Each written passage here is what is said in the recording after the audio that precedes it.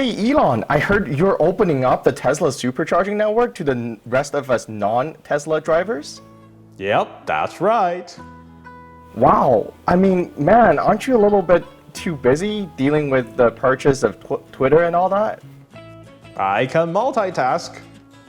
Okay, cool. I mean, what's the timeline on that? Next quarter? Next quarter. I've heard that somewhere before.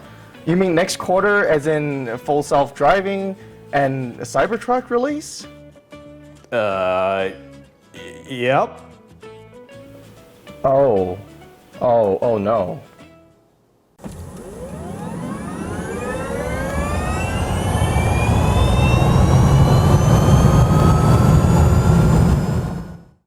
Praise Elon Musk.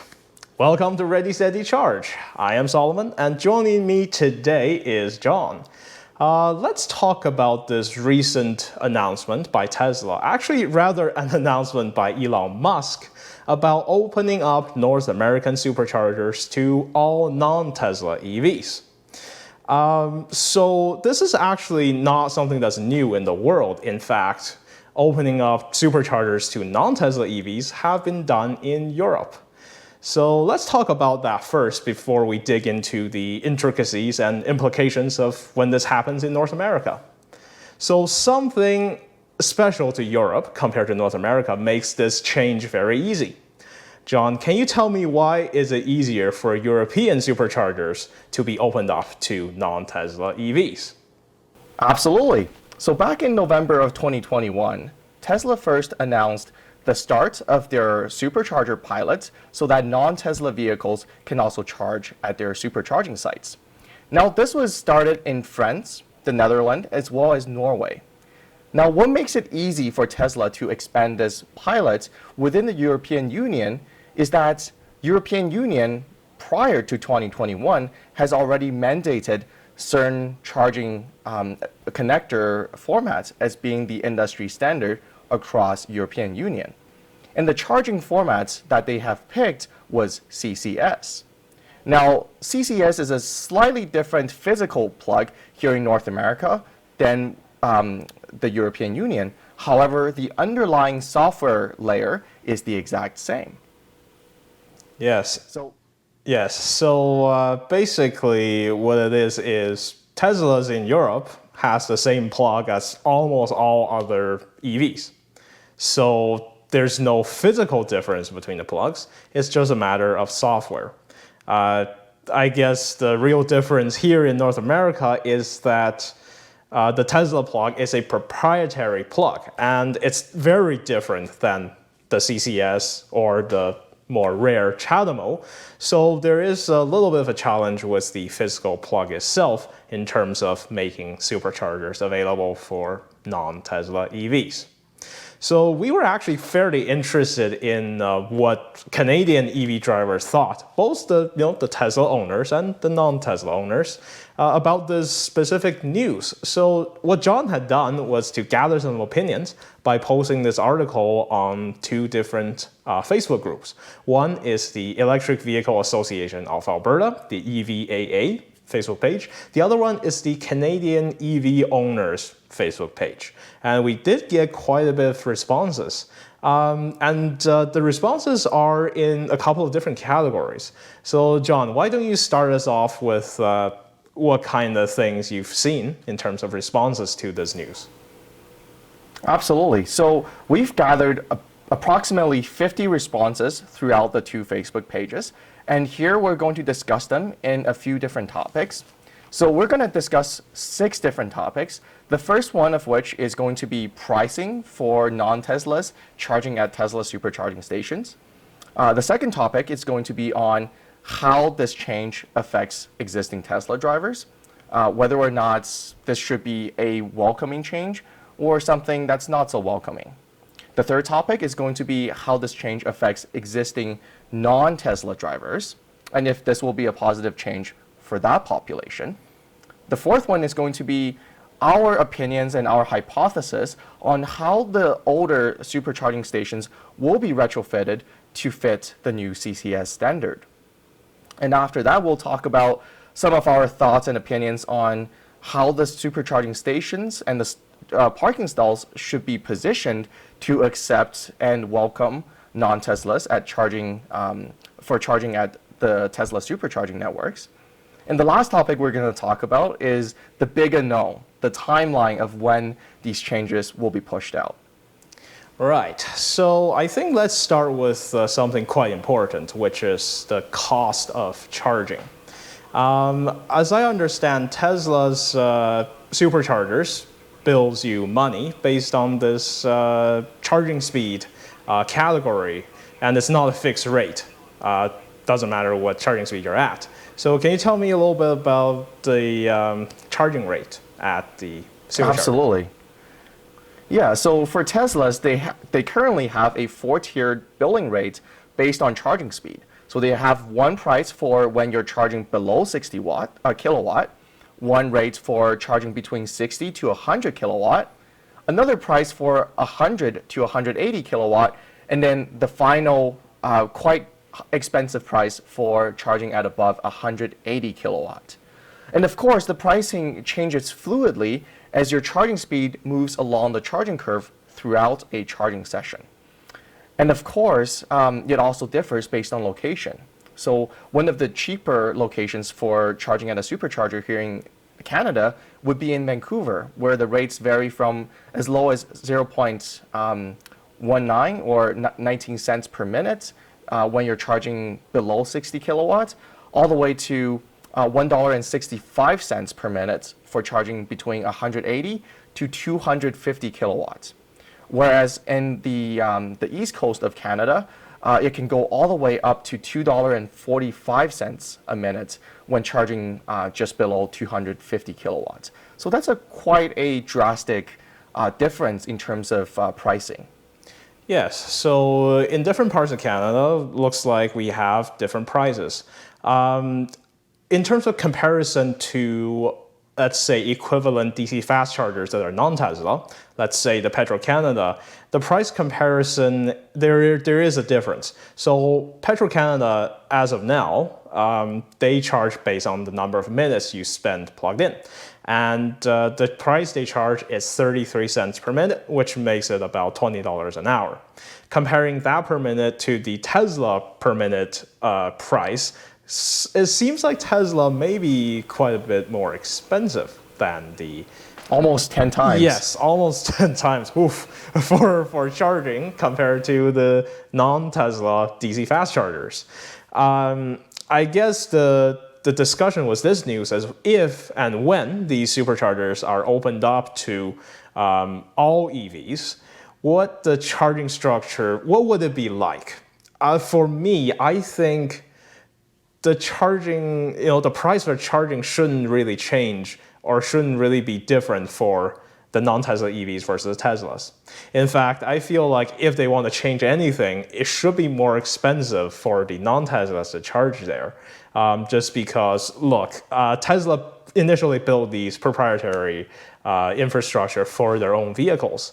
Now, if they're opened up to more EVs, it may become more inconvenient for the Tesla drivers. So I think the price for non-Tesla EVs charging at superchargers should be about either the same or a little bit more expensive.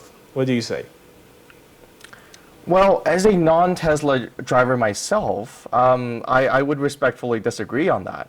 One of the reasons why is because Tesla has made this recent announcement knowing that there are money to be had for them to expand their supercharging network if they are to install an industry standard connector in their supercharging network. And both in the US as well as Canada, currently there are federal grants as well as municipal and state level grants that allows them to do that.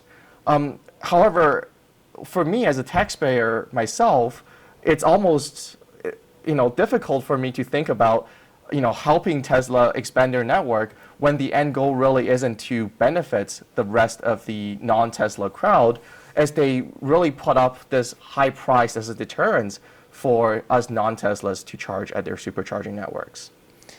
Yeah, I see. Yeah, that's a good point where if your charging is still quite expensive at a supercharger, then maybe you wouldn't actually encourage people to come to your supercharger, and people would still crowd at the non-supercharger DC fast chargers to charge their car. Yep, I see.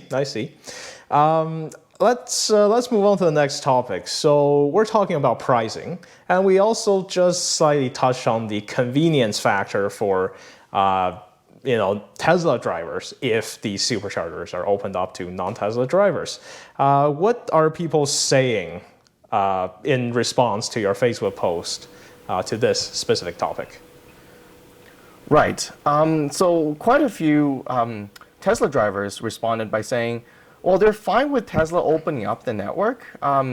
They feel like it's more beneficial for the wider EV adoption, as the faster the people feel like they can charge wherever they go, the faster they can get off gas cars for good. So that's, I think, one of the primary sentiments coming from the Tesla drivers. Mm-hmm. Well, it's good to see that a lot of Tesla drivers feels pretty generous.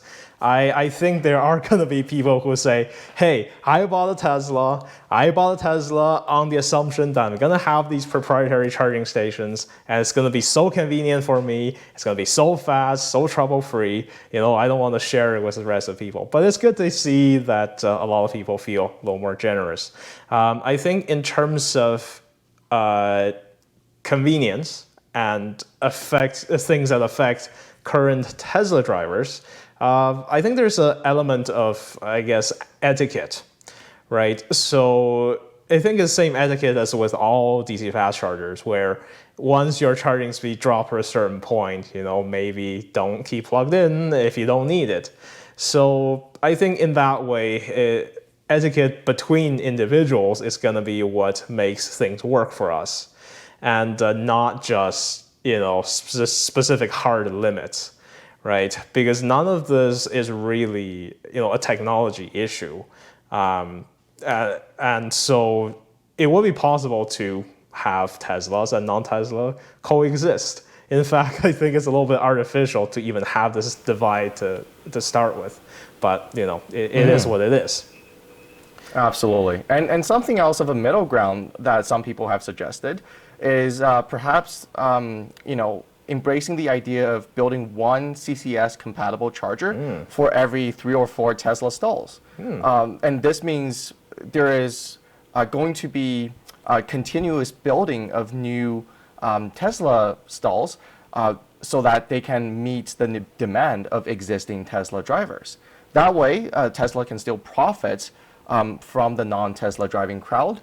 However, Tesla drivers are still able to benefit from the supercharging network being a bit more exclusive than the regular, DC charging network that they can rely on through the use of a CHAdeMO or the recent CCS adapter.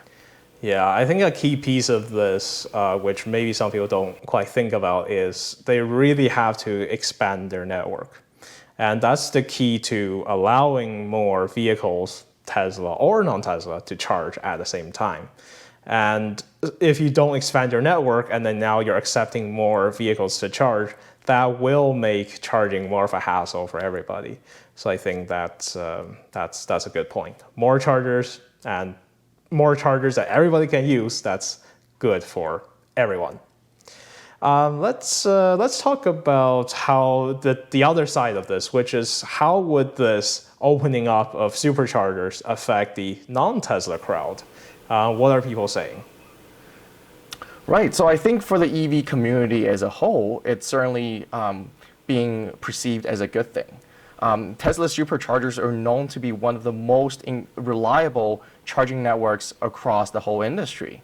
However, it does mean that some very busy supercharging sites will be even busier. And I think that might be something that non-Tesla drivers are not familiar with. Lining up to go charge your vehicle. Yeah.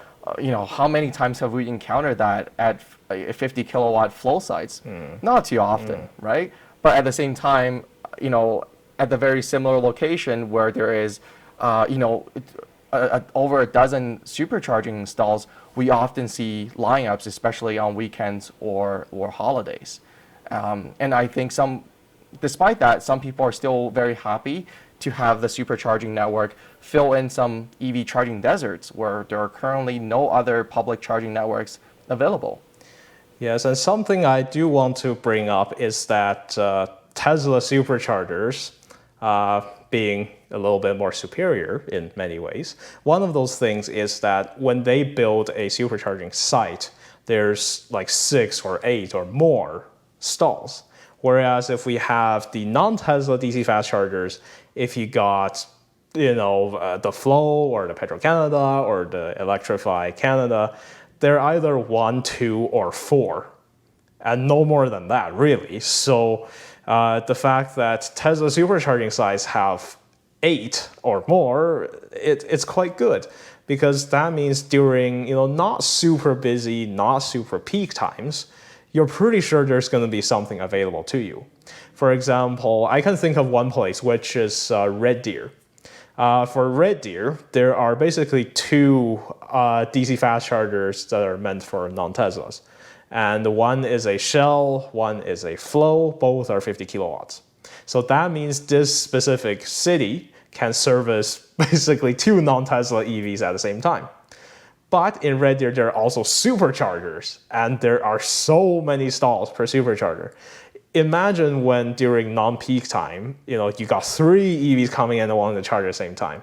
Hey, like the Shell one, right across the street, that's actually where the supercharger is. You can just hop over to the other side of the street. Okay, maybe it's a little more expensive, but hey, there are multiple charging stations available for you. So I think that's quite good for a non-Tesla EV. But there's also the... Not to mention that in Red Deer, the public DC fast chargers for non-Teslas max out at 50 kilowatt, whereas the Tesla site is a V2, which peaks out at 150 kilowatt. So for example, if you have the Kona, which can charge up to, close to 80 kilowatt, you can definitely take advantage of that higher peak charging speed. Yeah, so that's also another thing. And of course, the Kona is not the fastest charging EV ever, right? There are many EVs that can charge a lot faster. So imagine you get like an Ioniq 5, and then you're limited to 50 kilowatts in Red Deer. That's really, squandering the potential of such a fast charging EV. So what if you just go plug into this, supercharger? You can get probably 150 kilowatts out of that, right? So that's also another benefit for non-Tesla EVs. Let's talk about maybe what we think in terms of etiquette during peak times. So if you have a lot of Teslas lining up to charge at superchargers, what do you think about non-Tesla EVs also lining up at the same time? Are people going to get mad? Well, I think, without an adequate system to protect the privileges of Tesla drivers, it will be difficult for people to respect one another. But I think it's very easy for Tesla to come up with a system through their software, perhaps through their mobile app, which they are using to allow the non-Teslas to charge in Europe currently, to have a queuing system, right? So perhaps, even if every single supercharging stall is capable of CCS charging, then they can have a queuing system where for every 2 or 3 Teslas ahead of you, they give one of those spots to a CCS compatible non-Tesla vehicle, right? Then I think, you just wait for your turn, and then once your number shows up, once your app tells you, hey, it's ready for you to plug in to stall 6B, then that's when you roll up. But in the meantime, you just have to patiently wait in a waiting area. Yeah, and I think one thing that Tesla can do to, discourage non-Tesla vehicles from going to superchargers during peak time is maybe have a peak time charging rate for non-Tesla vehicles. So you would have basically regular rates at any time, doesn't matter if it's peak or not, for the Tesla vehicles. It will all be the same price. But if you are using a Tesla app and you don't have a Tesla vehicle, then your account will be subject to rate changes according to peak. And they don't have to make it so extreme where if, say, 2 superchargers are occupied, then your rate goes up. No, they could make it in a way where if, let's say, like 80% of the chargers are now occupied at a certain site, if you're a non-Tesla coming to charge at this site, you get a little bit of a rate hike. So it discouraged people from opportunity charging because it's now more expensive to charge there. But I think it would, it would still allow people who really need the charging to go there. What do you think of that? Yeah, I think that's definitely a good system to have. And I think peak charging rates in general could be adopted not only throughout the Tesla charging network, but to other public charging networks as well. Yeah, that's good. So let's talk about something a little more technical. As we mentioned at the beginning of our discussion, the Tesla plug in North America is extremely proprietary. It's nothing even close to a CCS plug. So how could Tesla do this? Allow CCS plugged non-Tesla vehicles to plug into the Tesla Superchargers. And we did come up with a couple of ways for this to happen. What would you say you think would be the way for non-Tesla vehicles to plug into a Tesla Supercharger? Right. So one of the ways that they can do is just to copy what they have done in Europe, where they retrofit all of their existing Tesla charging only Tesla vehicles into being compatible with the CCS adapter, and that way they can plug into supercharging stalls that have only CCS connectors. Basically, abolish the old Tesla standard, just like what they have done in Europe, and basically renovates existing superchargers with only the CCS connector. And then all upcoming Tesla vehicles, as well as upcoming Tesla superchargers, will also only just have the CCS connector. And then that means all of the Tesla vehicles will now have to live the dongle life or the adapter life, but that benefits the rest of the non-Tesla drivers because they do not have to use the CCS adapter. Yeah, so that way is basically the same as what they've done in Europe. They chopped off the Tesla plug and then they put in the CCS plug so that everybody with a CCS plug can use their chargers. I have a different way of doing this, which again would protect the privileges of the Tesla drivers. So what I think is maybe we should get we should keep the Tesla plug so that all the Tesla vehicles can still use their proprietary plug, and then just sell a adapter. So this would be a adapter with a Tesla plug female end and then a CCS plug male end, so that EV drivers who want to commit to using their superchargers when they have a non-Tesla is to make this investment upfront. So they will spend money, buy this specific adapter so that their CCS charging vehicle can use a Tesla plug.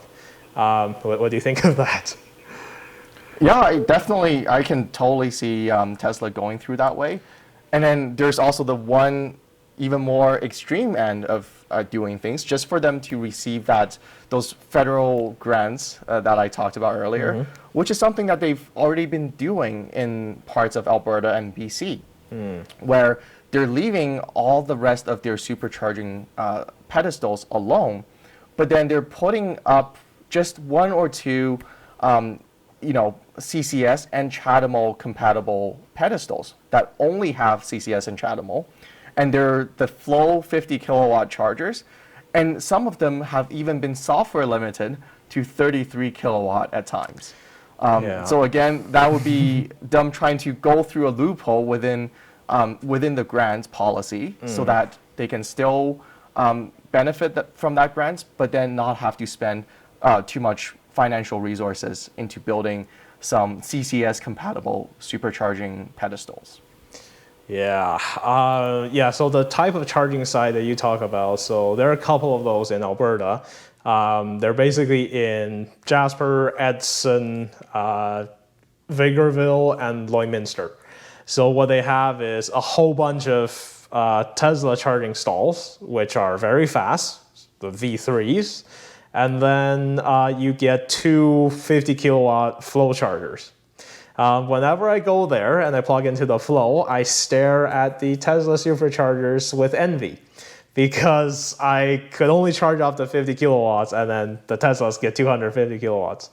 And some of them, yes, like you said, are limited to 37 kilowatts, which I thought is weird, right? Like if your charging station can supply 250 kilowatts to multiple stalls, why these two poor little stalls have to be limited to such low charging speed? But yeah, it's one way of encouraging you to buy a Tesla, of course. Yeah, of course. So yes, that's something they could do, which is to have separate charging stations at the same charging site. Some of them sporting only the Tesla plugs, so only Teslas can use them, and some of them sporting the CCS/CHAdeMO plugs, so that non-Teslas can use them. But I kind of dislike the idea of having the non-Tesla charging stations be at a way lower charging speed than the rest of them, because it doesn't seem like it's a hardware limit. Right? If you can charge 250 kilowatts on your charging stations, there are 8 or 6 of them. Why can't we get faster non-Tesla chargers?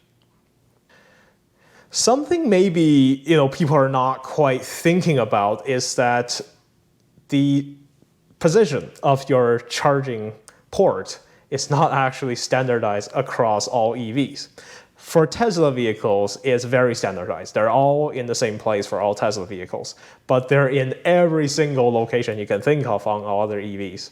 And John brought up this point with me, which is that non-Tesla EVs may have problems plugging in at a Tesla supercharger. So can you tell me a bit more about that? Absolutely. So for Tesla vehicles, they generally have to back in their vehicle into the majority of the supercharging stalls here in North America. And that's because the supercharging pedestals are usually situated at the back of each respective supercharging parking lot. So they have to back their vehicles very close to the supercharging pedestals, almost hitting it, and only then can the limited length cables be extended enough to plug into the rear left part of the vehicle where the charging receptacle is. However, that receptacle location isn't standardized for the majority of the EVs out there. So for example, my BMW i3, the charging receptacle is located on the rear right parts of the vehicle. And then for your Kona, it's located on the front of the vehicle, but it's slightly staggered to the right of the vehicle, correct? Actually, slightly staggered to the left. Okay. Yeah. Slightly staggered to the left. Yeah. So that's So when you first brought this up to me, I was like, yay, my Kona will probably work because it has a front-facing charge port. Teslas have to reverse in. I'm just going to drive head first, and that cable will definitely reach. But then you told me something else that threw a wrench into my enthusiasm, which is Tesla building more superchargers that are, I guess, more trailer towing friendly, and that are side parking instead of rear or front parking lots. I guess you found out that a front-facing charge port are actually quite disadvantageous in those situations.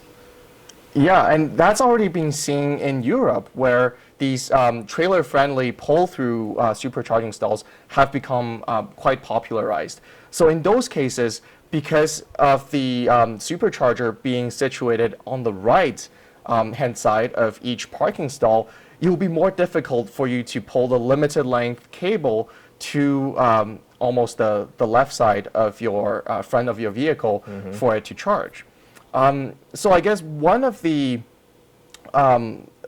solutions for this problem could be a healthy mixture of both trailer-friendly as well as non-Tesla friendly pull-through stalls, as well as some of the regular front or back located Tesla supercharging pedestals. What do you think about that? I will do you one better. Rather than making this complex mix of, front to back facing charging stalls and then the sideway facing charging stalls, what if Tesla just made longer cables? Like all other non-Tesla DC fast chargers, they all have long enough cable, generally speaking, to reach vehicles with charge port in any location. I think that's probably easier than trying to create a mix of different types of parking spots. For sure, I think for the purpose of supporting charging for non-Tesla vehicles with differing locations of charging receptacles, that could definitely do the trick. Although I still think a healthy mix of pull-through and the classic Tesla supercharger stalls will still be necessary in the future for those of us who are planning on towing a trailer. Right. Now, talking about all of this theoretical stuff is very, very good, is very helpful, helps people get ideas. But here's the big crystal ball question is, when do we think this is actually going to happen? When do we actually think Tesla's going to make North American superchargers open to every EV? Right. Well, first of all, we have to agree that there is no technical limitations to Tesla taking any one of these options that we've talked about. After all, it's already been piloted in Europe for half a year already, and we have not seen too many negative reports coming from that pilot project. Right. But as you said, Tesla's big on empty promises and vague timelines, which really does not help with our speculation on the timeline. Yeah, and I'm wondering, what's the line of priority for Tesla right now? Because they're working on quite a few things, right? Like they're working on, I know these things are in separate departments, and of course they can be working in parallel with each other. But Cybertruck is one of the first things that comes to mind. That still haven't been delivered yet. And then the full self-driving that haven't really, been fully out there, still kind of in beta. So I'm wondering what kind of priority is this on the list for Tesla? Because if it's not a big priority for them, then they may not make it happen very soon. But we don't know the internal workings of Tesla. Maybe they're looking for certain federal grants, from the United States government and or from the Canadian government. That they may want to make this a priority so they can get some funding from the respective governments for their supercharger locations. But the news that came out is really just something that Elon Musk said, right? It's not like Tesla laid out a timeline for when things are going to happen. Yeah, absolutely. And this was just discussed by Elon Musk as he was talking at one of the conferences lately. Yeah, again, I don't know how to take it because sometimes Elon Musk says something and then it happens. But then other times when Elon Musk says something, it doesn't really happen. I can remember at one point, I think when he announced the Model Y, someone in the audience asked them, when is there going to be a supercharger in, I think it was Saskatoon or something? The Gobi Desert yet, but most places. We'll cover the Gobi Desert. We'll get there. And Saskatchewan, I swear to God, there is. I've specifically asked about the Saskatchewan supercharger, and I'm told it is under construction. So, absolutely, I've asked about it like twice. I'm told it's going to be completed soon, and then you will actually be able to drive across Canada. So yes. And then he just said, yep, there's going to be one in Saskatchewan. And then it happened. So I hope it's one of those situations where Elon Musk says something and then it actually happens. Thank you so much for joining us today on our podcast episode about Elon Musk's announcement that North American superchargers may be open to all EVs. Do you like it? Do you not like it? Put your thoughts in the comments. If you like what you see, give us a big thumbs up and subscribe to our channel for more electric vehicle related content. My name is Solomon. Joining me today is John, and we'll see you on the next one.